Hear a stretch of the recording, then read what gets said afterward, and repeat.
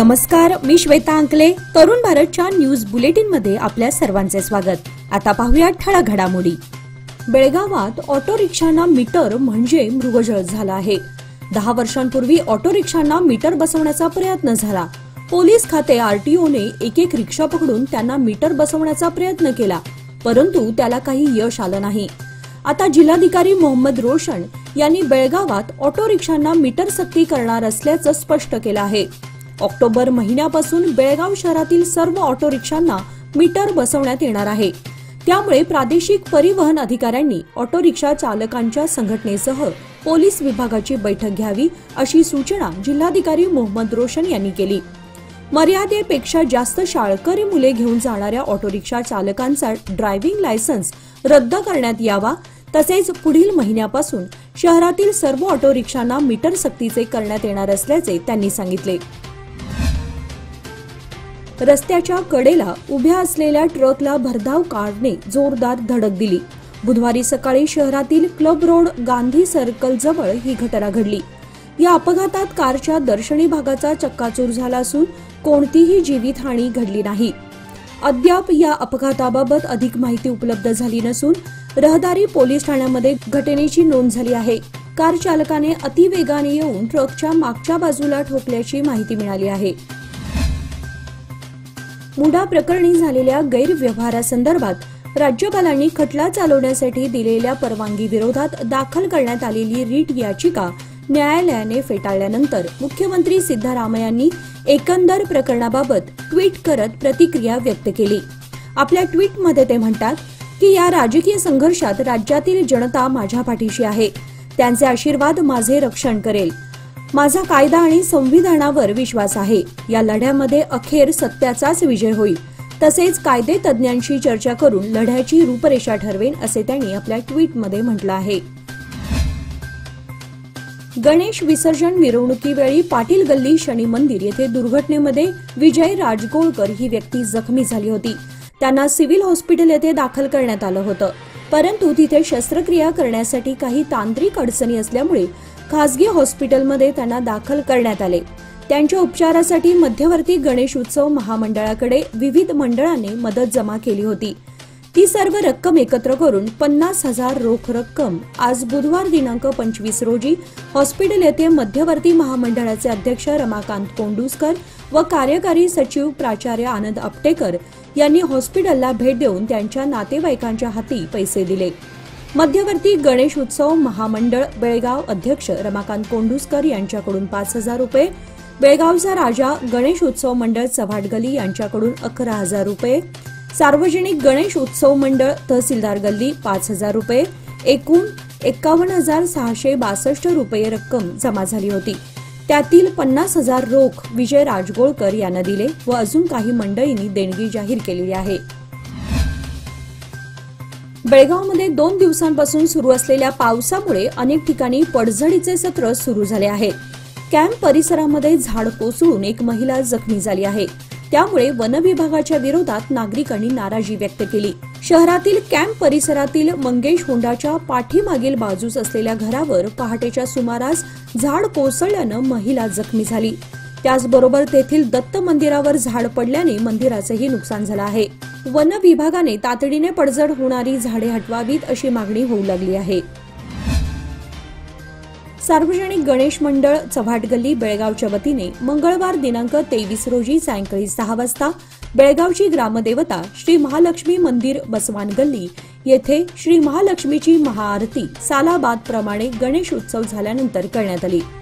यंदाच्या वर्षी गणेशोत्सव चांगल्या रीतीने पार पडला व या उत्सवाची सांगता म्हणून दरवर्षी देवीची ओटी भरून आरती केली जाते. या प्रसंगी गल्लीतील पंचम मंडळ, महिला मंडळ, गणेश भक्त व सर्व मंडळाचे पदाधिकारी उपस्थित होते.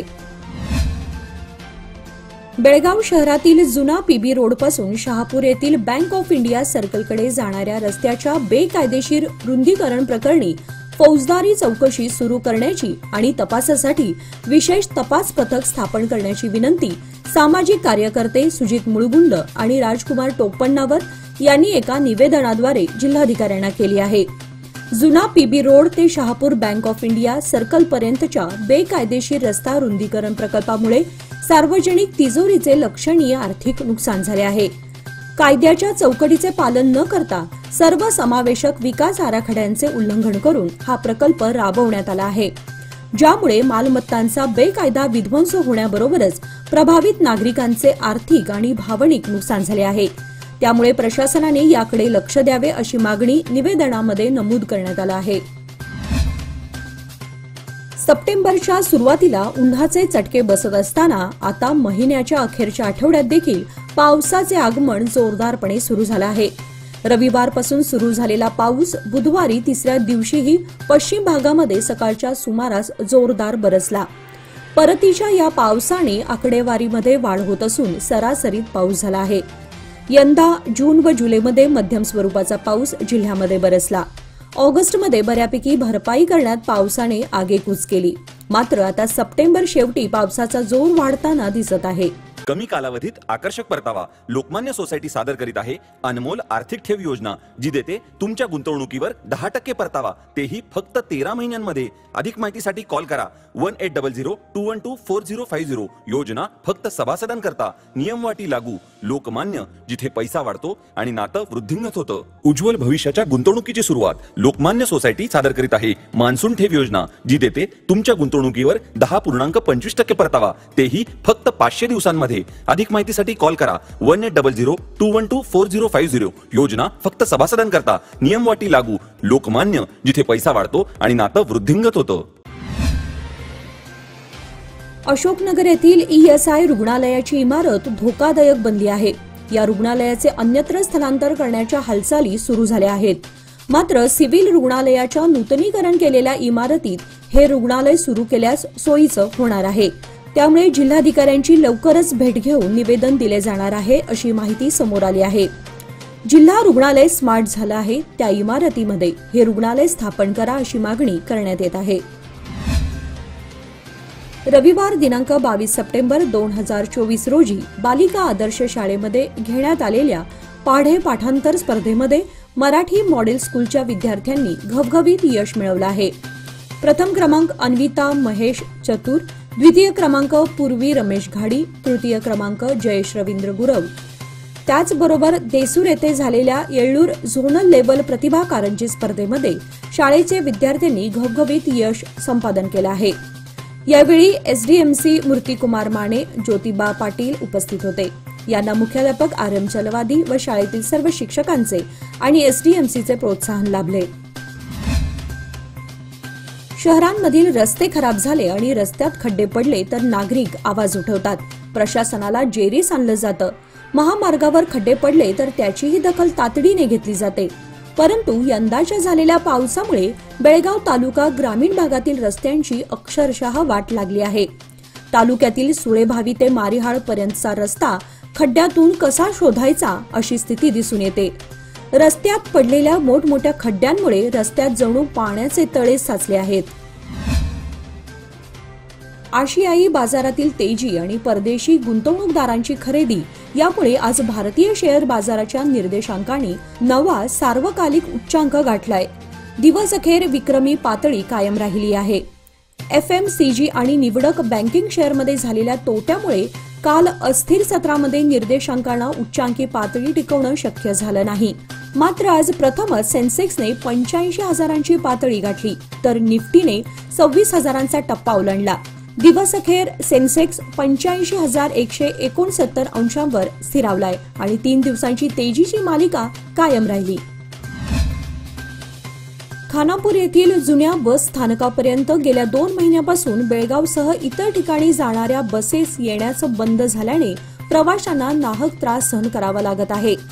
बस जुन्या बस स्थानकापर्यंत सोडण्यात याव्यात या मागणीसाठी खानापुरातील नागरिकांचे मंगळवारी सकाळी राजा छत्रपती चौकामध्ये रास्ता रोको आंदोलन हाती घेण्यात आले होते. आंदोलन सुरुवात होण्यापूर्वीच बस आगार उपव्यवस्थापक विठ्ठल कांबळे यांनी आंदोलनस्थळी भेट देऊन निवेदनाचा स्वीकार केला आणि सर्व बसेस जुन्या बस स्थानकापासून सोडण्यात येतील असे आश्वासन देण्यात आल्यानंतर रास्ता रोको मागे घेण्यात आला आहे. जर बसेस जुन्या बस स्थानकापर्यंत सोडण्यात आल्या नसल्यास पुन्हा शुक्रवारी आंदोलनाचा इशारा देण्यात आलाय. निपाणी शहराला पाणी पुरवठा करणारा जवाहर तलाव यंदा सलग दुसऱ्यांदा ओव्हरफ्लो झालाय. परिणामी पालिका, जैन इरिगेशन तसेच नागरिकांना दिलासा मिळाला आहे. गेल्या 4 दिवसांपासून निपाणी शहरामध्ये 3 दिवसाआड पाणी पुरवठा सुरू झाला आहे. यानंतर लवकरच 2 दिवसाआड पाणी पुरवठा करण्याचे नियोजन आहे. जमखंडीसह परिसराला ढगफुटी सदृश पावसाने झोडपून काढल्याने जनजीवन विस्कळीत झाले. अनेक सखल भागातून पाण्याचे लोट नदीप्रमाणे वाहत होते, त्यामुळे एकच तारांबळ उडाली. मंगळवारी सायंकाळी 7:30च्या दरम्यान जोरदार पावसास प्रारंभ झाला. सलग 1.5 ते पावणे 2 तास अतिवृष्टीने स्थानक, पीबी हायस्कूल, हनुमान चौक, सराफ बाजार, बुरुड गल्ली, लक्कन तलाव जवळील बायपास रोड आदी मार्गातून पाण्याचे लोट वाहत होते. जमखंडीमध्ये रात्री 8:45 पर्यंत केवळ सव्वा तासात 72.5 मिलीमीटर पावसाची नोंद झाली असून रबकवी, बनहट्टी परिसरामध्ये 64.4 मिलीमीटर पाऊस पडला आहे. याचबरोबर आजचे बातमीपत्र इथे संपले. अधिक माहिती आणि ताज्या घडामोडींसाठी पाहत रहा तरुण भारत न्यूज चॅनल. तसेच आमच्या चॅनलला लाईक, शेअर आणि सबस्क्राईब करायला विसरू नका. आणि विश्वासार्ह बातम्यांसाठी दररोज वाचा दैनिक तरुण भारत. धन्यवाद.